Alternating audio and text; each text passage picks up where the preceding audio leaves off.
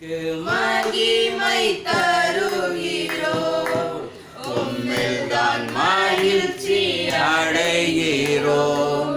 உமக்கு மகிமை தருகிறோம், உம்மில்தான் மகிழ்ச்சி அடைகிறோம். அல்லேலூயா, அல்லேலூயா,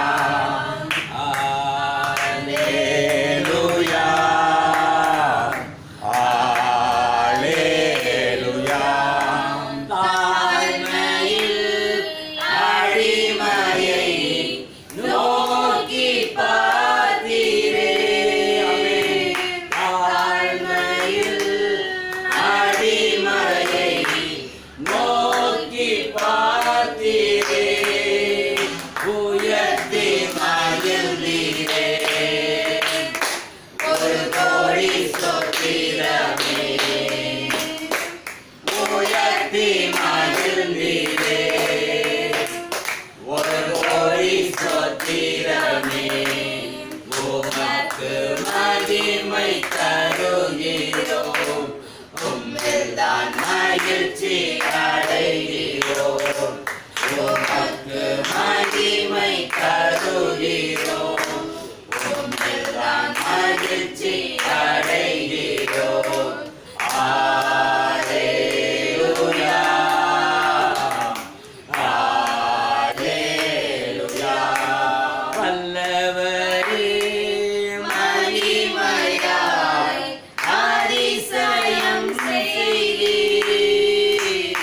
வல்லவரே மகிமையாய் அதிசயம் செய்தீர். உந்தன் திருநாமம் பரிசுத்தமானதே,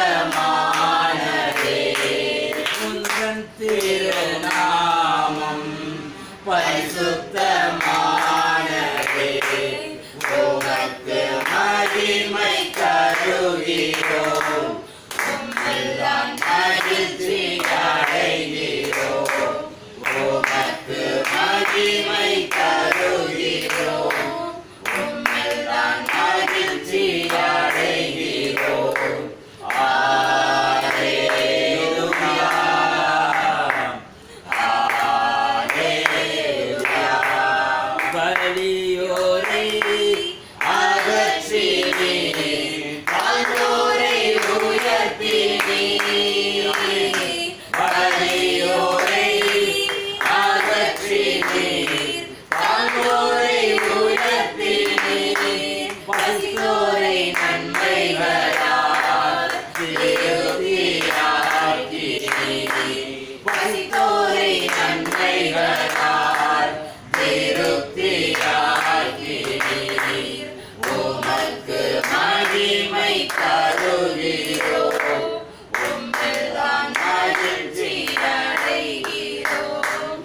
உமக்கு மகிமை தருகிறோம், உம்மில்தான் மகிழ்ச்சி அடைகிறோம். அல்லேலூயா, அல்லேலூயா. கன்மலையின் வெடிப்பில் வைத்து கரத்தால் மூடுகிறீர். கன்மலையின் வெடிப்பில் வைத்து கரத்தால் மூடுகிறீர்.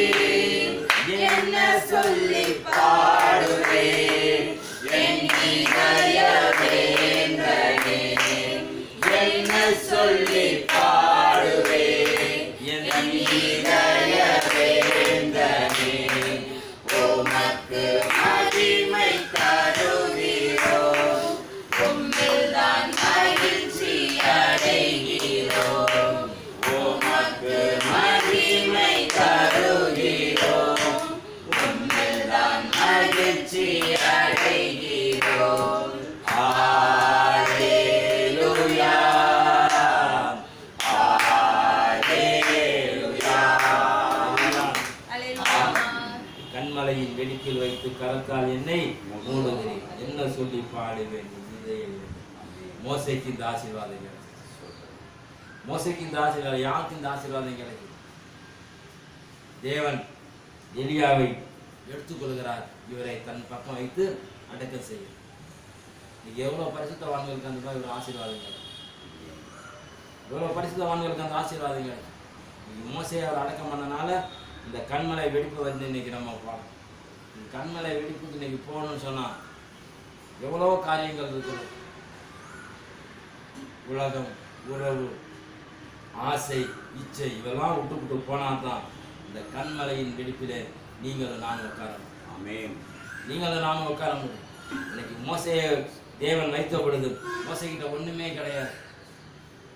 120 வயசு வரைக்கும் வாழ்ந்தார். 40 வருஷம் எகிப்து, 40 வருஷம் கால்நடை, 40 வருஷம் தம்முடைய ஜனங்களை மேய்த்த அனுபவத்துக்குள் வந்த பொழுது தேவனே, பிதாவாகிய தேவனே, நீ இனி உலகத்தில் நீ வாழ்ந்தது போதும், ஆசீர்வாதங்களுக்கு ஜனங்களுக்கு நீ சொன்னது போதும், நீ கானானுக்குள் பிரவேசிக்க வேணாம், இனி உனக்கு நான் பரம கானானாய் இருந்து உன்னை நான் போஷிப்பேன் என்று சொல்லி அவரை எடுத்துக்கொண்டாரு. இந்த பரம கானானுக்குள் போகிறதுக்கு தான் நீங்களும் நானும் எவ்வளோ பிரயாசப்பட்டு, நீங்களும் நானும் எவ்வளோ பிரயாசப்பட்டுக்கிட்டு இருக்கோம். ஆனால் இன்னைக்கு பரம காணான் மோசைக்கையாவது கொஞ்சம் அகலமாக இருந்திருக்கும். ஆனால் புதிய ஏற்பாட்டில் நம்ம நீங்களும் நானும் வரப்போ ஒரு சின்ன வாசலாக வச்சுட்டேன், இடுக்கமான வாசலாக வச்சுட்டேன். ஏந்திரிச்சு நிற்போம். ஆண்டவரே, அண்ணால் சொல்கிறாங்க, வலியோரை அகற்றி தாழ்ந்தோரை வைத்தினேன், பசித்தோரை நன்மையால் நிரப்பினேன். எனக்கு பெரிய பசி, உலகத்தினுடைய பசி என்ன? எனக்கு சாப்பாடு கிடைக்கல, அது கிடைக்கலன்ற பசி. என்னுடைய மறுமனையாற்றி என்னை பார்த்து உள்ள இல்லையேன்னு சொல்றாரு. இது பெரிய பசியாக இருக்குது.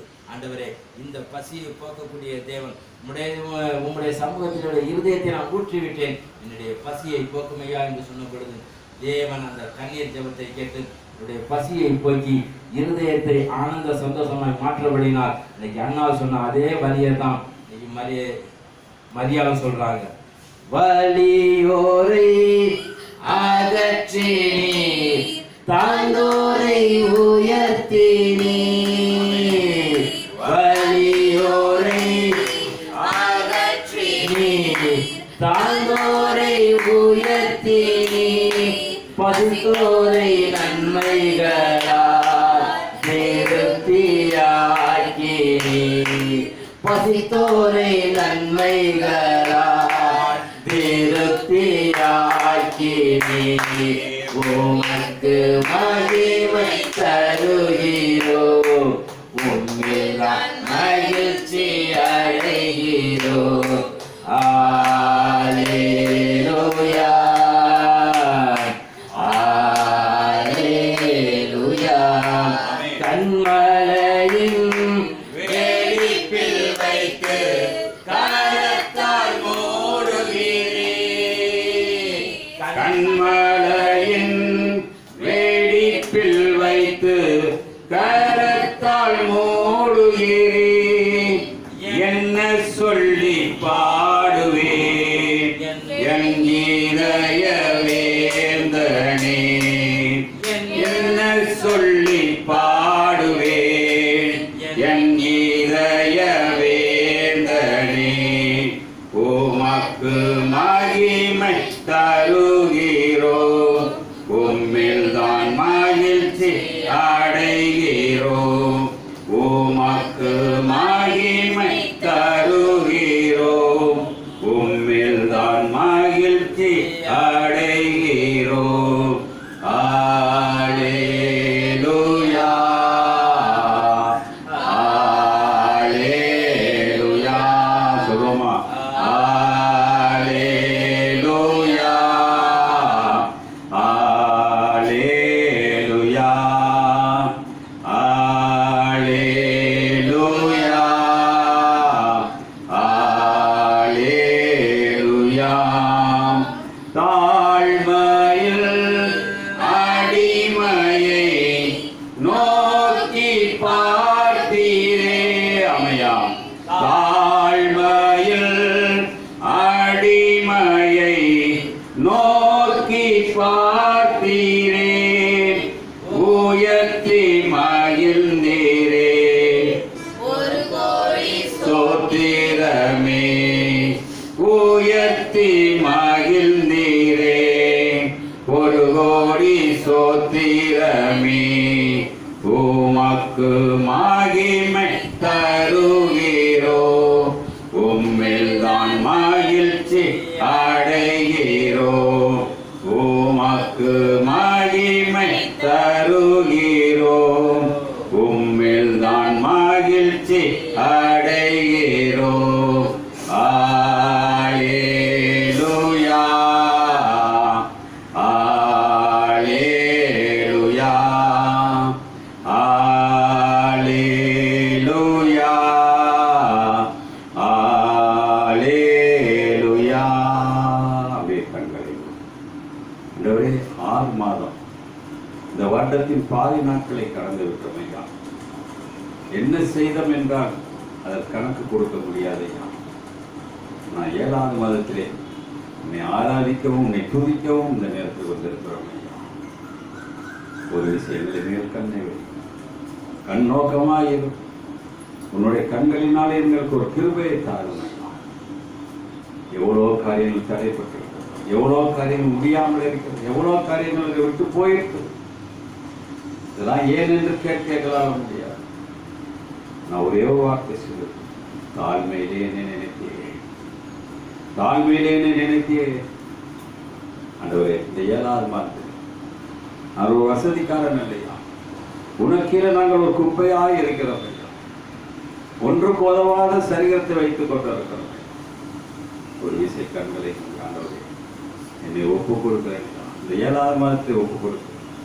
எவ்வளோ காரியங்கள், எவ்வளோ நிலைகள், எவ்வளோ சந்தர்ப்பம் எல்லாம் விலகி போயிருக்கிறது.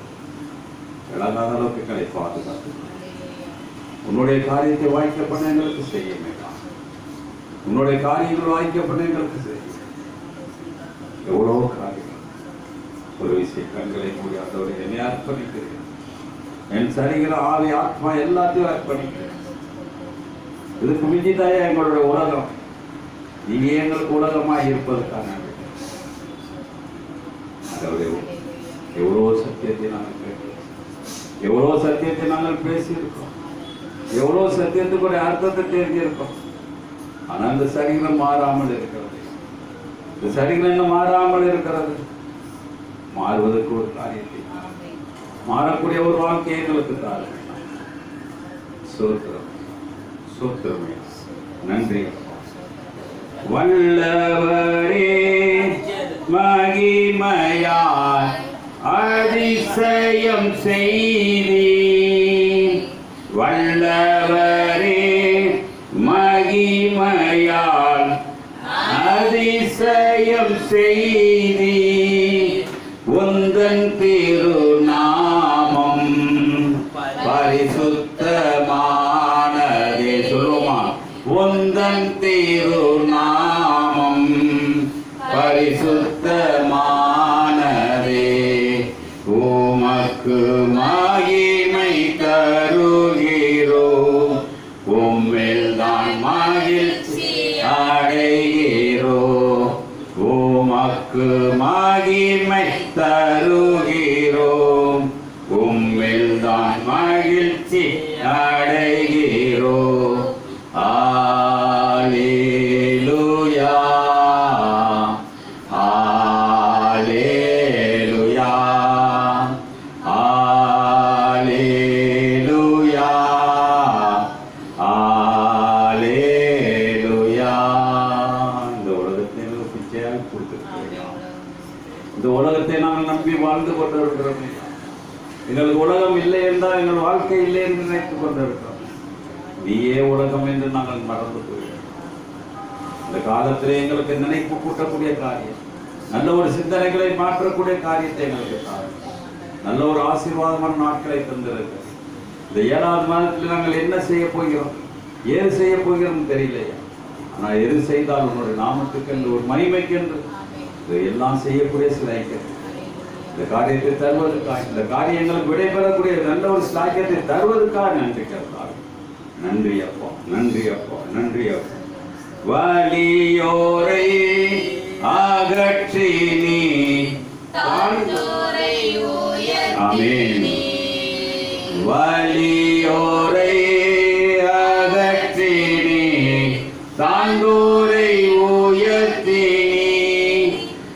பசித்தோரை நன்மைகளால் திருப்தியாக்கி நீ பசித்தோரை நன்மைகளால் திருப்தியாக்கி நீ உமக்கு மகிமை தருகிறோம் உம்மில் தான் மகிழ்ச்சி அடைகிறோம் உமக்கு மகிமை தருகிறோம் உம்மில் தான் மகிழ்ச்சி அடைகிறோம் அல்லேலூயா அல்லேலூயா அல்லேலூயா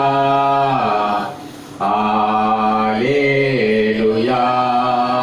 நன்றி அப்பா, இவ்வளவு நேரம் எங்களோடு இடைப்பட்டீர்கள். கண்மலை வெடிப்பிலே எங்களை நிலைநிறுத்தினீர்கள். நல்ல ஒரு ஆசீர்வாதத்திற்காக, நல்ல ஒரு மகிமைக்காக, இந்த மாதத்தில் நடக்கக்கூடிய காரியங்கள் எதுவும் தடைப்படாத அளவு, எங்களை சேதப்படுத்தாத அளவுக்கு, எங்களை குற்றப்படுத்தாத அளவுக்கு பாதுகாத்து ஆவி ஆத்மா சரீரத்தை உணர்வு மகிமைப்படுத்து பரிசுத்தப்படும். நன்றி அப்பா, நன்றி அப்பா. இன்னொன்னமாக உபாகமும் 7ஆம் அதிகாரத்தை எடுத்து சீக்கிரம் படிப்போம். 26 வசனங்கள் இருக்கிறது. நீ சுதந்திரிக்க போகக்கூடிய தேசத்தை உன் தேவனாகிய கர்த்தர் பிரவேசிக்க பண்ணி உன்னை பார்க்கிலும் ஜனம் பெருத்த ஜாதிகளாக எத்தியர், துர்காசியர், எமோரியர், கானானியர், பெர்சியர், ஏவியர், எபுசியர் என்னும் பலத்த ஜாதிகளை உனக்கு முன்பாக துரத்தி கர்த்தர் ஒப்பு கொடுக்கும் போது முறியடித்து பண்ண கடவாய் அவர்களோடு உடன்படிக்கை பண்ணவும் அவர்களுக்கு இரங்கமும் வேண்டாம் அவர்களோடு சம்பந்தம் களவாயாக உன் குமாரத்திகளை அவர்கள் குமாரருக்கு கொடாமலும் அவர்கள் குமாரத்திகளை உன் குமாரருக்கு கொடாமலும் இருப்பாயாக.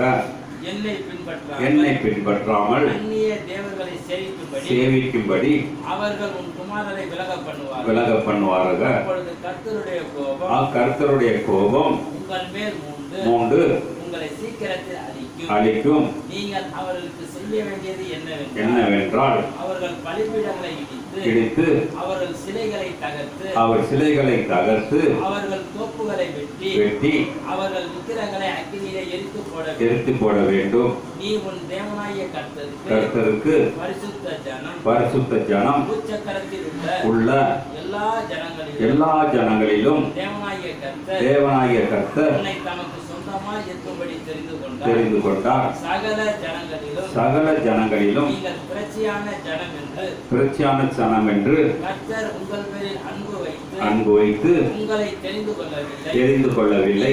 சகல ஜனங்களிலும் கொஞ்சமாய் இருந்தீர்கள். கர்த்தர் உங்களில் அன்பு கூர்ந்ததினாலும் பிதாக்களுக்கு இட்ட ஆணையை காக்க வேண்டும் என்பதினாலும் கர்த்தர் பலத்த கையினால் உன்னை புறப்பட பண்ணி அடிமைத்தன வீடாகிய எகிப்தின்றும் ராஜாவான பார்வோனின் கையில் நின்றும் உங்களை மீட்டுக் கொண்டார். ஆகையால் உங்கள் தேவனாகிய கர்த்தரே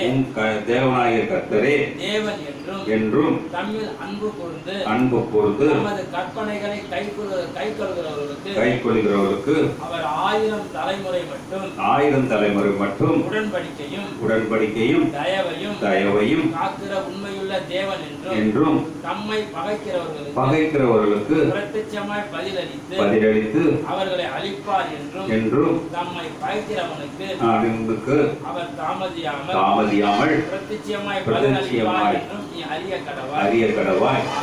ஆகையால் நீ செய்யும்படி நான் இன்று உனக்கு கட்டளையிடுகிற கற்பனைகளையும் கட்டளைகளையும் நியாயங்களையும் கைக்கொள்வாயாக. இந்த நியாயங்களை நீங்கள் கேட்டுக்கொண்டு அவையின்படி செய்வீர்களானால் அப்பொழுது உன் தேவனாகிய கர்த்தர் உன் பிதாக்களுக்கு ஆணையிட்டு கொடுத்த உடன்படிக்கையை கிருபையும் உனக்காக காத்து உன்மேல் அன்பு வைத்து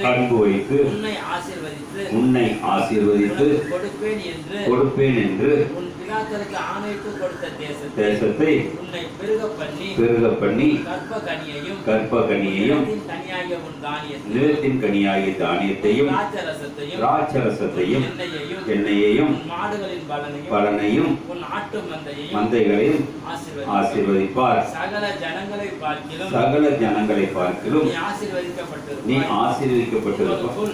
உங்களுக்குள் உங்கள் மிருக ஜீவனுக்கும் எந்த ஆணாயிலும் பெண்ணாயிலும் மலடாய் இருப்பதில்லை. கர்த்தர் சகல நோய்களையும் உன்னை விட்டு விலக்குவார். உனக்கு தெரிந்திருக்கிற எகிப்தின் கொடிய ரோகங்களில் ஒன்றும் உன்மேல் வரப்பண்ணாமல் உன்னை பகைக்கிற யாவர் மேலும் அவைகளை வரப்பண்ணுவார். தேவனாகிய கர்த்தர் உன்னிடத்தில் ஒப்பு கொடுக்கும் சகல ஜனங்களையும் நீ நிர்மூலமாக்க கடவாய். நீ உன் கண் அவர்களுக்கு இறங்காதிருப்பதாக அவர் உன் தேவர்களை சேவியாமல் இருப்பாயாக.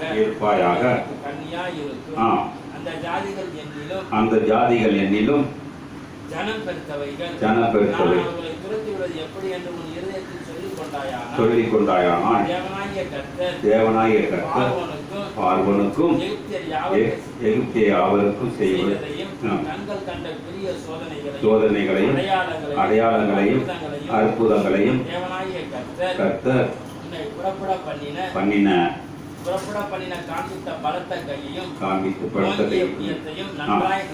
நன்றாய் நினைத்து அவர்களுக்கு பயப்படாதிரு. பயப்படுகிற எல்லா ஜனங்களுக்கும் தேவனாகிய கர்த்தர் அப்படியே செய்வார். மீதியாயிருந்து தப்பித்து ஒளிந்து கொள்கிறவர்களும் அழிந்து போவார்கள். அழிந்து போகும் தேவனாகிய கர்த்தர் அவர்களுக்குள்ளே குழந்தைகளை அனுப்புவார். அவர்களை பார்த்து பயப்பட வேண்டாம். தேவனாகிய கர்த்தர் உங்களுக்குள்ளே இருக்கிறார். அவர் வல்லமையும் பயங்கரமுமான தேவன். அந்த ஜாதிகளை தேவனாகிய கர்த்தர் கொஞ்சம் கொஞ்சமாய் உன்னை விட்டு துரத்தி விடுவார். நீ அவர்களை ஒருமிக்க நிர்மூலமாக்க வேண்டாம். நிர்மூலமாக்கினாலும் காட்டு மிருகங்கள் உன்னிடத்தில் பெருகி போகும். தேவனாகிய கர்த்தர் அவர்களை உன்னிடத்தில் ஒப்பு கொடுத்து அவர்களை அழியும் மட்டும் அவர்களை மிகவும் கலங்கடிப்பார். அவருடைய ராஜாக்களை கையில் ஒப்பு கொடுப்பார். அவர்கள் பேர் வானத்தின் கீழ் இராதபடிக்கு அவர்களை சங்கரிக்க கடவார். அவர்களை சங்கரித்து தீரும் மட்டும் ஒருவரும் உனக்கு எதிர்த்து நிற்க மாட்டார்கள். அவர்கள் தேவர்கள் விக்கிரகங்களை அக்கினியால் சுட்டெரிப்பார். நீ அவைகளை சிக்கிக் கொள்ளாதபடிக்கு இருக்கிற வெள்ளியையும் பொன்னை இச்சியாமலும் அதை எடுத்துக் கொள்ளாமல் இருப்பாயாக. அவைகள் உன் தேவனாகிய கர்த்தருக்கு அருவருப்பாயிருக்கும். அவைகளைப் போல நீ சாபத்துக்குள்ளாகாதபடி அருவருப்பானதை உன் வீட்டிலே கொண்டு போவாயாக.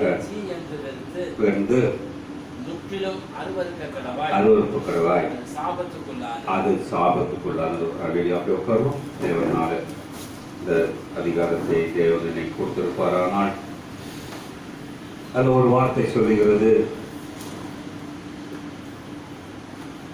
14வது வசனம் சொல்லுகிறது, ஜனங்களை பார்க்கிலும் நீ ஆசீர்வதிக்கப்பட்டிருப்பாய். கிறிஸ்தவங்களாம் எல்லாருமே ஆசீர்வதிக்கப்பட்டிருக்காங்களான்னா ஒரு கேள்விக்குறியாதான் இருக்குது. எப்போ பார்த்தாலும் நாம் அடுத்தவர்களை பேசுவதை விட நம்மளை பேசிக்கிட்டாதான் நம்ம ஒரு மாற்றத்தை கண்டுபிடிக்க முடியும். அவங்க அப்படி, இவங்க அப்படி, அவங்க நாங்கள் எப்படி, நான் ஆசீர்வதிக்கப்பட்டிருக்கிறேனா, ஆசீர்வாதம் எனக்கு இருக்குதா என்று கேட்டால் ஒரு கேள்விக்குறியாதான் இருக்குது. ஆனால் நான் சொல்றேன், அவங்க எல்லாம் போர்டெல்லாம் அடிச்சிருப்பாங்க. இந்த வசனம் அடிக்கடி எல்லாம் போர்டில் இருக்கும். நீ ஆசீர்வாதம் இருப்பாய். எப்படி ஆசீர்வாதம் வரும்? அப்ப ஆசீர்வாதம் வரும்னாக்க 11வது வசனம் சொல்லுகிறது, ஆகையால் நீ செய்யும்படி நான் இன்று உனக்கு கட்டளையிடுகிற கற்பனையும் கட்டளைகளையும் நியாயங்களையும் எவங்க பண்றா? எந்த செவல் பண்றாங்க? போர் மட்டும் அடிச்சுட்டா பத்தாது. போர்டு அடிக்கிறவனுக்கு தொழில், அதை மாற்றவனுக்கு கடமை. ஆனா இதுக்கு ரெண்டுக்கு நடுப்புல தேவனுடைய ஆசீர்வாதமோ தேவனுடைய கிருபையோ இருக்க போறது அல்ல. ஆனா நம்ம ஒரு பெருமைக்கு இந்த அவருக்கு கொடுத்தாரு. ஒண்ணு ஒரு ஃபங்க்ஷன், கல்யாணமா ஒரு போர்டு, கர்மாதியா ஒரு போர்டு, எல்லாம் வாங்கி நெத்தியில கட்டிட்டு தொங்கணும். நான் ஆசீர்வதிக்கப்பட்டேன்னா எங்க இருக்கணும்? என் தலையில இருக்கணும். படிக்க வேண்டியதில்லை. ஆதியாகமத்தில் சொல்றாரு, ஆசீர்வதிக்கப்பட்டவர்களே உள்ளே வாருங்கள் என்று வார்த்தை இருக்கிறது. யார் ஆசீர்வதிக்கப்பட்டிருக்கா இது வரைக்கும் சொல்லுங்க பார்ப்போம். ஊழியக்காரன் கார் வாங்கிட்டு ஆசீர்வதிக்கப்பட்டதா? இன்னைக்கு அப்படிதான் ஆசீர்வாதம். காரு, வீடு, வாசல் எல்லாம் வாங்கிட்டு ஆசீர்வாதம். நான் பிச்சை எடுத்தேங்க, நான் பணக்காரன் ஆயிட்டேங்க, ஆசீர்வாதம். ஆனா எளியோரை பார்த்தா எளியோராக வச்சிருப்பாரு, பணக்காரனாக வச்சிருக்க மாட்டார். ஏன் சொல்றேன்னாக்கா, இன்னைக்கு நம்மளுடைய சிந்தனைகள் 12வது வசனம் சொல்கிறது, இந்த நியாய பிரமாணத்தை நீங்கள் கேட்டு கை கொண்டு அவைகளின்படி செய்வீர்களானால் அப்பொழுது உன் தேவனாய கர்த்தர் உன் பிதாக்கு ஆணை இட்டு கொடுத்த உன் உடன்படிக்கையும் கிருபையும் உனக்கு காத்து. ஒரு அலையில சொல்லுவோமா? இவ்வளவு வசனங்களை பார்த்த பிறகுதான் எனக்கு ஆசீர்வாதமே வரும். நான் ஆசீர்வாதம் இருக்கேன்னா, இன்னைக்கு பாத்தீங்கன்னா ஒன்றும் இல்லை, எங்கள் வீட்டுக்கு தாட்டில் ஒரு அம்மா ஸ்கூட்ரு ஓட்டிட்டு நல்லா ஓட்டுவாங்க. ஒரு போன வாரத்தில் பார்த்தீங்கன்னா திடீர்னு மார்க்கெட்டில் வந்து பஸ்ஸுக்கு முன்னாடி விழுந்து வண்டியை சுக்குச்சுக்கா போயிடுச்சு. அவங்களுக்கு கால் மட்டும்தான் அடிபட்டு, இல்லாட்டி அவங்களுடைய மரணம் அதில் எழுதியிருக்கும்.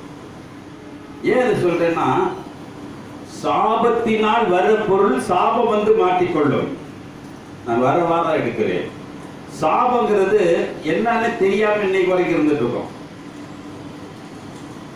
ஒரு சின்ன ஒரு கயிறா இருந்தா கூட அது சாபமா இருந்தா அது என் வீட்டுல இருக்க கூடாது. ஒரு ஆணியா இருந்தா கூட அது என் வீட்டுல இருக்க கூடாது. அப்ப இந்த சாபத்தோட நான் எல்லாம் வாழ்ந்துட்டு இருக்கோம். அப்ப வாழ்ந்துட்டா நான் ஆசீர்வதிக்கப்பட்டேன். ஆசீர்வாதம் இல்ல, இந்த சபைக்கு வந்திருக்கேன், ஆசீர்வாதம் இல்ல.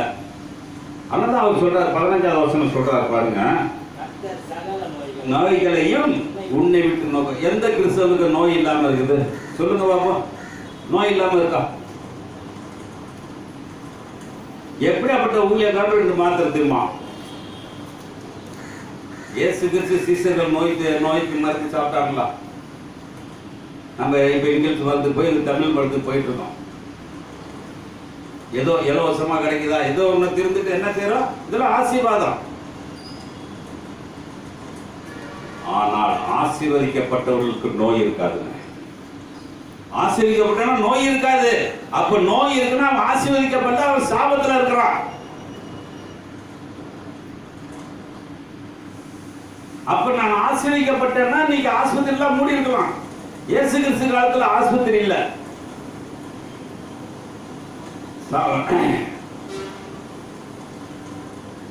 லூக்கா அதிகாரத்திலே 10ஆம் அதிகாரத்திலே சமாரியன் வந்து என்ன செஞ்சிருமா? குத்துயிரா இருக்கவன எங்க கொண்டு வச்சான்? சத்திரத்துல கொண்டு வச்சான், ஆஸ்பத்திரியில கொண்டு வைக்கல. இன்னைக்கு அடிப்பட்டோட உடனே ஆம்புலன்ஸ் கூப்பிட்டு எங்க கொண்டு வைக்கிறோம்? என்ன வசதி இருக்கோ அந்த ஆஸ்பத்திரியில் வைக்கிறோம். ஆனா அவனுக்கு அன்னைக்கு அறிவு இல்லையா? அவன் எல்லாம் எண்ணெயை போட்டு தொடச்சு அவனே டாக்டரா இருக்கான். எல்லாம் தொடச்சி எங்க கொண்டு வச்சா? சத்திரத்துல கொண்டு வச்சு அவனுக்கு ஆகாரம் கொடு என்று காசு கொடுத்துருப்பான். இன்னைக்கு ஆசீர்வாதம் அதாங்க. இன்னைக்கு நம்ம செய்யறதெல்லாம் டாக்டர்கிட்ட போய் கொண்டமானோன்னு ஆசீர்வாதமா? அந்த கை ராசிங்க, அந்த டாக்டர் கால் ராசிங்க, அவர் தலை ராசிங்க சொல்லுவான. நம்மளால முட்டாள் எவருமே இல்லை. ஒரு உயிரை கொடுத்தவருக்கு எடுக்க தெரியும், அதை பண்படுத்த தெரியும், அதை பாசமாய் வளர்க்க தெரியும். அப்ப ஆசீர்வாதங்கிறது லேசான காரியம் இல்லை. ஆசீர்வதிக்கப்பட்டு சொல்றதுலாம் முட்டாள் பேருங்க. உடனே ஆசீர்வதிப்பார். எப்படி ஆசீர்வதிப்பாரு? அதான் சொல்ற 15வது வசனம் சொல்லுகிறது, கர்த்தர் சகல நோய்களையும் உன்னை விட்டு விலக்குவார், உனக்கு தெரிந்திருக்கிற எகிப்தியரின் கொடிய ரோகங்களை. இதோட ரோகம் எங்க இருக்குதுங்க? எகிப்துல எவ்வளவு வியாதி இருந்துச்சுன்னா உபாகமம் 28 எடுத்து படிச்சு பார்த்தா அதுல எல்லாமே இருக்கும். இவ்வளவு வியாதி எகிப்துல இருந்துச்சுங்க, அதுல எல்லாம் வந்திருக்கும். இப்ப பாத்தீங்கன்னா திருமணம் ஆகிறதுக்கு முன்னாடி பொண்ணு மாப்பிள்ளை நிச்சயம் பண்றாங்களோ இல்லையோ அவங்கள ஃபுல் செக்அப் பண்ண சொல்றாங்க. நல்லா புரிஞ்சுக்கலாம். மெட்ராஸ்ல ஒரு கல்யாணத்திலே அவர் என்னோட பேசிக்கொண்டு இருந்த பொழுது ஒரு ஊழியக்காரர் பேசினார். என்ன பிரதர், மகளுக்கு கல்யாணம் வச்சிருக்கேன். அப்படியா, சந்தோஷம் என்று சொல்லி முடிஞ்சா வாங்க என்று சொன்னார். சொல்லுங்க, முடிஞ்சா நான் வருகிறேன் என்று சொல்லி. அப்போ அவர் சொன்னாரு, மாப்பிள்ளைக்கு பொண்ணுக்கும் டெஸ்ட் கொடுத்துருக்கேன். என்ன சொல்றாரு, எங்க ஜாதகம் போய் டெஸ்ட் கொடுத்துருக்காரு. ஃபுல் செக்அப், மாப்பிள்ளைக்கு ஃபுல் செக்அப், பொண்ணுக்கு ஃபுல் செக்அப். யாரு? ஊழியக்காரன். அவனுக்கு என்ன பயம், என் பிள்ளைக்கு வியாதி வந்துருமா, இல்ல என் பிள்ளைகிட்ட இருக்க வியாதி அவனுக்கு போயிருமா. இப்ப ஃபுல் செக்அப்புங்க. இப்ப எல்லாம் நவீன கருவி வந்துருச்சு. வரக்கூடிய வியாதியை முன்கூட்டியே சொல்லுது. இந்த இது இருந்துச்சுன்னா, இந்த அணுக்கள் இருந்தா இந்த வியாதி வரும் என்று சொல்லக்கூடிய காரியனால இன்னைக்கு என்ன செய்யற மக்கள் ஒரு அலையில சொல்லுவோமா. நம்ம இன்னைக்கு சிந்தனைகள், நம்மளுடைய செயல்கள், நீ ஆசீர்வதிக்கப்பட்டு சொல்ற, நீ ஒரு பொய் சொல்ற கிறிஸ்தவன் என்று தான் சொல்லுவேன். தேவன் என்னை ஆசீர்வதிக்கப்படவில்லை, ஆசீர்வதிக்க முடியல. அவர் எத்தனை பேர் ஆசீர்வதிச்சு போறார். படிச்சு வசனம் 15, சகல நோய்களை உன்னை விட்டு விளக்குவார், உனக்கு தெரிந்து ஒன்று உன்மேல் வராமல் உன்னை பாதுகா. ஏன்னா யாரு மேல, யாருங்க? அப்ப இந்த வியாதி உள்ளவனா பகக்காரனா பாசக்காரனா? சொல்லுங்க பாப்போம். யாரு? ஒரு ஊழியர்கிட்ட போய் ஜெபம் பண்றான், அவனுக்கு 54 வியாதி இருக்கும். அவன் நம்மளுக்கு பகையனா இல்ல நம்மளுக்கு ஊழியக்காரனா? சொல்லுங்க பாப்போம். அப்ப நம்மளுடைய சிந்தனைகள், நம்மளுடைய செயல்கள் ஆசீர்வதிக்கப்பட்டா அவனுக்கு சகல நோய்கள் போகும். சகல நோய் இருக்குதுன்னா ஆசீர்வதிக்கப்படல. ஆசீர்வதிக்கப்படுனாக்க நோய் இல்லாத வாழ்வு நீடித்த வாழ்வு என்று சொல்லி இருக்கிறார்கள். நோய் இல்லாத வாழ்வு நீடித்த வாழ்வு. பேஸ்புக்ல பாத்தீங்கன்னா போட்டுட்டு இருப்பாங்க, பணம் இல்லையா அவன் பணக்காரன். ஒண்ணு ஒவ்வொன்றா போட்டு வருவான். அப்போ உடல்ல நோய் இல்லைன்னா அவன் தான் கோடீஸ்வரன் சொல்றான். நம்ம கோடீஸ்வரனா? கோடீஸ்வரனா? அப்ப சிந்திக்கக்கூடிய காரியம் அவர் சொல்றாரு. 20வது வசனம் சொல்கிறது, மீறி இருந்த உன்னை ஒளிந்து கொள்கிறவர்களை அழித்து போக மட்டும் ஒரு அழகிய சொல்லுவோமா. யாருக்கு? நம்மளுக்கு துரோகம் பண்றவங்க யாரு? அப்படி துரோகம் பண்ண நல்லா கேட்டு, நான் யோக்கியனா இருக்கணும். நல்லா புரிஞ்சுக்கோங்க. எனக்கு துரோகம் பண்றாங்கன்னா இல்ல, நான் யோக்கியனா இருந்து தேவனுடைய வார்த்தையை கேட்டு அவர் கடமையை கேட்டு அவருடைய வாழ்க்கையில முழுமையாக இருந்தேன். ஆனால் எனக்கு எதிரிங்கிறது யாருமே இருக்க மாட்டாங்க. நான் 1000 தப்பு செஞ்சுட்டு 1000 எனக்கு துரோகம் பண்றான், அவன் பண்றான். நீ என்ன விதைக்கிறியோ அதான் இருப்ப. நீ என்ன விதைச்சு பாரு, நல்லதை விதைச்சு பாரு, நல்லது அறுக்கக்கூடிய ஒரு சிலாக்கியமா இருக்கும். குளவி கீழே காட்டிருக்காங்க, மற்ற விதம் உருவத்தை போட்டாங்க. குளவி என்ன செய்யும்?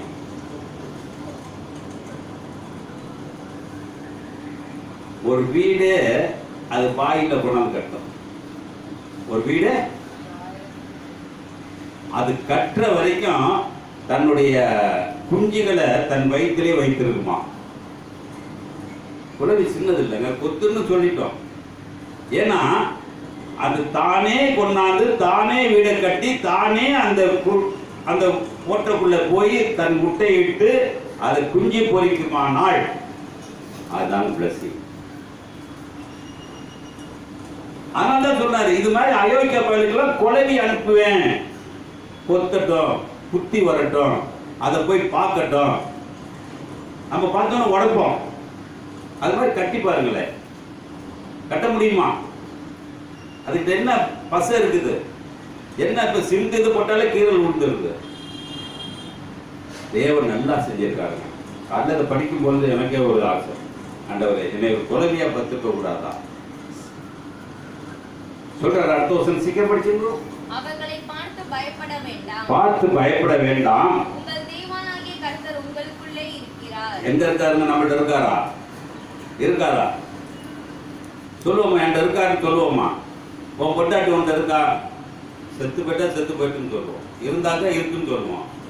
அப்ப கடவுள் ஒன்று இருக்காரான்னாக்க இருக்கான்னு சொல்லுவோமா? ஏதாச்சும் ஒரு ஊழியக்காரனை போய் கேளுங்க, உன்ட கடவுள் இருக்காரா இருக்காரான்னு சொல்லுவாங்க. இருப்பான். எப்படி தெரியும்? தெரியுமா? அவன் நடத்தையை கண்டுதான் இருக்காரா இல்லையான்னு தெரிஞ்சுக்கொள்ள. கொண்டாடி புருஷங்களோட நடத்தை சரியில்லைனாவே என்ன சொல்றோம்? அவன் எனக்கு அவன் ஒத்து வர மாட்டான், அவன் எனக்கு ஒத்து வர மாட்டான். சந்தோஷம். இதுக்கே மனுஷ சரீரத்துக்கே இப்படின்னா தேவன் என் சரீரத்துக்குள்ளே வாசம் பண்ணுவாரானால் அவருக்கு நான் எப்படி பிரியமா இருக்க வேண்டும்? எப்படி பிரியமா இருக்க வேண்டும்? அந்த வசனத்தை பற்றி வாசிக்கிறோம். அவர்களை பார்த்து பயப்பட வேண்டாம். வேண்டாம். உங்கள் தேவனாகிய கர்த்தர் உங்களுக்குள்ளே இருக்கிறார். அவர் வல்லமையும் பயங்கரமுமான தேவன். நம்மகிட்ட யாருங்க இருக்காருங்க? நம்மள பல்லு போட்டு பேசுவானாங்க. என்னை ரோட்ல 4 பேர் பேசிட்டு தான் இருந்தேன் வரைக்கும். என்கிட்ட யாரும் இல்லை. அவனை அடிக்கிறான், நினைக்கிறது 2 அடி அதை கூட்டிட்டு போயிடறான். என்ன செய்யணும்? என்ன செய்யணும்? அடிக்கணும். ஆனா அதுக்குதான் சொல்றாரு பாருங்க. அது 1ஆம் அதிகாரம், அது 7ஆம் அதிகாரத்துல முதல் வசனம் 2வது வசனத்தை படிங்க. நீ சுதந்தரிக்க போகிற தேசத்தில் உன் தேவனாகிய கர்த்தர் உன்னை பிரவேசிக்க பண்ணி உன்னை பார்க்கிலும் ஜனப்பெருக்க ஜாதிகளாக ஏத்தியர், கிர்காசியர், எமோரியர், கானானியர், பெரிசியர், ஏவியர், எபூசியர் எனும் 7 பலத்த ஜாதிகளை உனக்கு முன்பாக துரத்தி. நாங்க யார் துரத்துறா? இது யார் துரத்துறா? பாருங்க படிங்க. யார் துரத்துறான்னு சொல்றாரு பாருங்க. தேவனாகிய கர்த்தர் அவர்களை உன்னிடத்தில் ஒப்பு கொடுக்கும் போது அவர்கள் முறியடித்து அவர்களை சங்காரம் பண்ண கடவாய். யாரு பண்ணணும்? யாரு பண்ணணும்? நான் செய்யணும். நல்லா படிங்க, அந்த வசனத்தை படிங்க. உன் தேவனாகிய கர்த்தர் அவர்களை உன்னிடத்தில் ஒப்பு கொடுக்கும் போது, யார்கிட்ட ஒப்பு கொடுக்கும் போது? என்கிட்ட ஒப்பு கொடுக்கும் போது அவர்களை முறியடித்து அவர்களை சங்காரம் பண்ண கடவாய். யாரு பண்ணுங்க? யாரு? ஒரு அலையில சொல்லுவோமா? நான் ஆள் கூட்டு ஒருத்தன் அடிக்க வேண்டாம், ஆளை கூட்டு அருவாள் எடுத்து வெட்ட வேண்டாம். என்கிட்ட யாரு பலன் இருக்கா? தேவன் என்னோடு இருக்கார். ஒரு அலையில சொல்லுவோமா? தேவன் என்னோடு இருந்தா படிச்சிருமா அந்த வசனத்தை? அவர் சங்காரம் பண்ண கடவாய் அவர்களோடு உடன்படிக்கை பண்ணவும் அவர்களுக்கு இரங்கவும் வேண்டாம். அவர்களோடு சம்பந்தம் களவாயாக உன் குமாரத்திகளை அவர்கள் குமாரருக்கு கொடாமலும் அவர்கள் குமாரத்திகளை உன் குமாரருக்கு கொள்ளாமலும் இருப்பாயாக. என்னை பின்பற்றாமல் தேவர்களை சேவிக்கும்படி அவர்களும் குமாரரை விலக பண்ணுவார்கள். அப்பொழுது கர்த்தருடைய கோபம் உங்கள் மேல் மூண்டு உங்களை சீக்கிரத்தில் அழிக்கும். யார் அழிக்கும்? யார் அழிப்பாரு? தேவனுடைய கோபம். ஆசீர்வதிக்கப்பட்டவங்க இல்லைங்க. ஆசீர்வதிக்கப்பட்டு போய் சொல்றவன் அழிவப்படுறான். அழிவு சடிதியில் இருக்குது. அழிவு சடிதியில் இருக்கிறது. அதனாலதான் வேதம் தெளிவாக சொல்லுகிறது. 17ஆம் வசனம் சொல்றது, அந்த ஜாதி என்னிலும் ஜனம் பெருக்கவைகள் நான் அவர்களை துரத்தி விடுவது எப்படி என உன் இருதயத்தில் சொல்லிக் கொண்டாயானால் உன் தேவனாகிய கர்த்தர் பார்வோனுக்கும் எகிப்தியர் யாவருக்கும் செய்ததையும் உன் கண்கள் கண்ட பெரிய சோதனைகளையும் அடையாளங்களையும் அற்புதங்களையும் உன் தேவனாகிய கர்த்தர் உன்னை புறப்பட பண்ணி காண்பித்த பலத்த கையையும் ஓங்கிய புயத்தையும் நன்றாய் நினைத்து அவர்களுக்கு பயப்படாதிரு. நீ பார்த்து பயப்படுகிற எல்லா ஜனங்களுக்கும் உன் தேவனாகிய கர்த்தர் அப்படியே செய்வார். சொல்லுவோமா? எப்படி செய்வாருங்க? நம்ம சும்மா இருங்க, நான் யுத்தம் பண்றேன். என்ன சொல்றாரு? நீ சும்மா இரு, நீ ஒண்ணு அருவாளை எடுத்து போற, நான் பாத்துக்கிறேன். ஏன்னா நான் அவரால் தெரிந்து கொள்ளப்பட்ட ஒரு ஜாதி, நான் அவரால் ஆசீர்வதிக்கப்பட்ட ஒரு ஜனம். அவரால் ஆசீர்வதிக்கப்பட்ட ஒரு நபர். இப்படி இருக்குமானால் மோசையை பார்த்துக்கிறோம். மோசையோட சொல்றோம், மோசைக்கு எதிரி இல்லாம இருந்திருப்பாங்களா? எதிரி இல்லாம இருந்திருப்பாங்களா? நிறைய இருந்திருப்பாங்க. ஆனா இன்னைக்கு வரைக்கும் மோசைய எவனும் தொடல. இன்னைக்கு நம்மள எத்தனை பேர் தொட்டிருப்போம். ஆனா மோசைக்கு கொடுத்த ஆசீர்வாதம், மோசை கொடுத்த ஒரு ஸ்லாக்கியம் நம்மளுக்கு கிடைச்சிருக்குமானால் தேவனை நம்மளுக்கு ஒரு ஆசீர்வாதம் தரும். அதனால அவர் சொல்றாரு, கடைசி 2 வசனத்தை பற்றி முடிப்போம். அவர்கள் தேவர்களின் விக்கிரங்களை அக்கினியினால் சுட்டெரிக்க கடவாய். நீ அவைகளால் சிக்கிக் கொள்ளாதபடிக்கு அவைகளில் இருக்கிற வெள்ளியையும் பொன்னையும் இச்சியாமலும் அதை எடுத்துக் கொள்ளாமலும் இருப்பாயாக.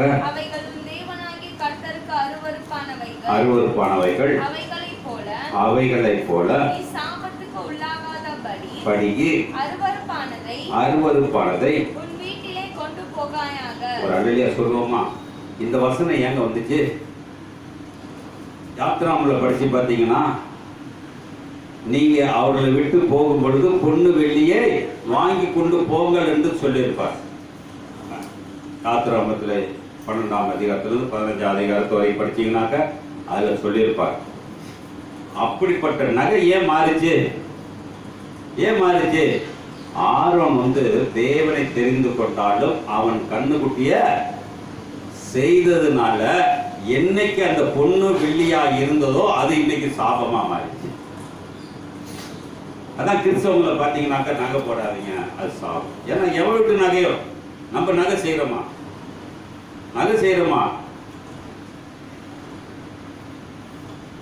ஆனா இப்படிப்பட்ட ஒரு காரியத்தை நம்ம செய்யும் பொழுது, இப்போ கல்யாணத்துக்கு பொண்ணுக்கு 50 பவுன் போறாங்க, 100 பவுன், எந்த நகை? எவனுடைய சாபமோ எவன் கழுத்து இருந்த போட்ட நகையோ அழிச்சுதான் செஞ்சிருப்பான். அப்ப சாபமானது வாழ்க்கை நம்ம வேண்டாங்க, ஆசீர்வாதமான வாழ்க்கையை கேட்டுக்கொள்வோம். கடைசி வசனத்தை படிமா, ஏன் சின்ன படிப்போம். அவைகளைப் போல என்ன செய்ய போறாங்க? ஆண்டவரே, என் சரீரத்தை சாபத்துக்கு உள்ளாக்காதபடிக்கு அருவருப்பானதை வீட்டினாலே கொண்டு போவாயாக. என்ன செய்யணும் இன்னைக்கு? சொல்லுவோமா? சொல்ல தைரியம் இருக்கா? சொல்லுவோமா? சொல்ல தைரியம் இருக்கா? சீ என்று வெறுத்து அருவருப்ப கடவாய், அது சாபத்தினால் உள்ளது. அல்லேலூயா சொல்லுவோமா? ஆண்டவரே, இந்த அதிகாரத்தை வீட்டிலே போய் படிக்கட்டும், நல்ல ஒரு சுலாக்கியமாய் இருக்கிறது. இந்த ஆசீர்வாதத்தை பெற்றுக்கொள்ள எனக்கு என்ன காரியம் இருக்கிறது, என்ன நிலை இருக்கிறது? ஒரு காரியத்தை நம்ம நினைக்கிறோம். அப்போ ஆண்டவரே, இந்த சாபமான வாழ்க்கை எனக்கு வேண்டாமையா, ஒரு நல்ல காரியத்தை எனக்கு தாரும், நல்ல ஒரு ஆசீர்வாதத்தை தாரும், மகிமைப்படுத்தி பரிசுத்தப்படுத்தி நல்ல காரியங்களை எங்களுக்கு தந்திருப்பதற்காக நன்றி கர்த்தாவே. சோத்திரமையா, சோத்திரம், நன்றி அப்பா. நல்லவர், மகிமைப்படுத்தி பரிசுத்தப்படுத்தி கண்மலையின் வெடிப்பில் வைத்து கரத்தால் மூடுகிறீ. எதுக்கு? அவனுடைய சாபம் வரக்கூடாது, அவர் கண்மலையா இருக்கிறார். நல்லா தெரிஞ்ச பாட்டு சும்மா இருக்கல, ஆனா அர்த்தம் இல்லாம எழுதியிருக்காங்க. அர்த்தத்தோட நீ நினைச்சு பார். எழுதுனவன் எவ்வளவு பேர் எழுதியிருக்கான், ஆனா உனக்குள்ள அர்த்தத்தை தெரிஞ்சுக்க. இந்த கண்மலைக்குள்ள நான் போவேனா? அந்த கண்மலைக்குள்ள போவதற்கு சாபமான பொருள் என்கிட்ட இருக்குமா? சாபமான என் வாழ்க்கை இருக்குமா? சாபமான என் வார்த்தை இருக்குமா? சாபமான என் பார்வை இருக்குமா? சிந்தித்துக்கிறோம். கண்மலையின் வேடிப்பில் வைத்து கரத்தால் மூடுகிறீ. கண்மலையின் வேடிப்பில் வைத்து கரத்தால் மூடுகிறீ. என்ன சொல்லி பாடுவேன் என் இதய வேந்தனை? பார்வையா? இதய வேந்தனுக்கு தான் இருக்குமா? என்ன சொல்லி பாடுவேன் என் இதய வேந்தனே, உமக்கு மகிமை தருகிறோ, உம்மில் தான் மகிழ்ச்சி அடைகிறோ. அல்லேலூயா, அல்லேலூயா, அல்லேலூயா, அல்லேலூயா. அன்பின் பரலோக பிதாவே, இந்த உபாகம் 7ஆம் அதிகாரத்திலே அநேக வசனங்கள் இருந்தாலும் சாபம் எனக்கு வந்துடக்கூடாது, சாப பொருள் எனக்கு வந்துடக்கூடாது, சாபமான காரியம் எனக்கு வந்துடக்கூடாது. எல்லாத்துக்கும் நின்று விடுவிப்பீரானால் நீ என்னோடு இருப்பதுதான். நான் தெரிந்து கொள்ளப்பட்ட ஜனம் என்று படிச்சிருக்கிறோமே, நான் தெரிந்து கொள்ளப்பட்டனா என்று எனக்கே தெரியவில்லை. ஒருவேளை நீ தெரிஞ்சிருந்தா எனக்கு அந்த சாபத்திலிருந்து விடுதலை தார், ஆசீர்வாதத்தை தார். உன்னுடைய நம்பிக்கையை வீண் போகாத அளவு என்னை முற்றிலும் மாற்றும் ஐயா. மகிமைப்பட்டு பரிசுத்தப்படுத்தும் மீட்பர் இயேசு மூலம் கேட்கிறேன் நல்ல பிதாவே. என் ஆத்மாவே கர்த்தரை ஸ்தோத்திரி, என் முழு உள்ளமே பரிசுத்த நாமத்தை ஸ்தோத்திரி. என் ஆத்மாவே கர்த்தரை ஸ்தோத்திரி. கர்த்தர் செய்கிற சகல உபகாரங்களை மறவாது. கர்த்தராகிய இயேசு கிறிஸ்துவுக்கு பிதாவாகிய தேவனுடைய அன்பு பரிசுத்த ஐக்கியம் உங்களோடு அனைவரோடு பரிசுத்தவன் அடியனோடு இருப்பதாக. ஆமென். அல்லேலூயா, அல்லேலூயா, அல்லேலூயா. Praise Lord, praise Lord.